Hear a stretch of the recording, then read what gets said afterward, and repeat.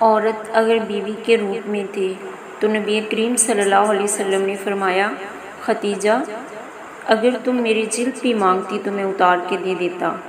جب یہی عورت بیٹی کے روپ میں تھی تو نبی صلی اللہ علیہ وسلم نے نہ صرف کھڑے ہو کر اس کا استقبال کیا بلکہ فرمایا، میری بیٹی فاطمہ میرے جگر کا ٹکڑا ہے۔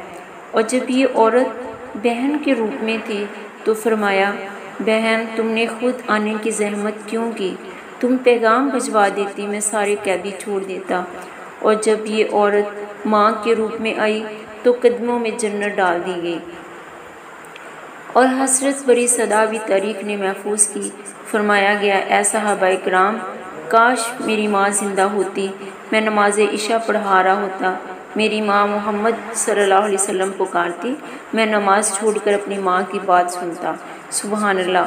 عورت کی تکلیف کا اتنا احساس فرمایا گیا کہ دوران جماعت بچوں کے رونے کی آواز سنتے ہی قرات مختصر کر دی۔ اے امت محمدیہ کی بیٹیوں، تم بہت عصمت والی ہو، تم بہت مقام والی ہو، تم بہت عزت والی ہو۔ الحمدللہ رب العالمین۔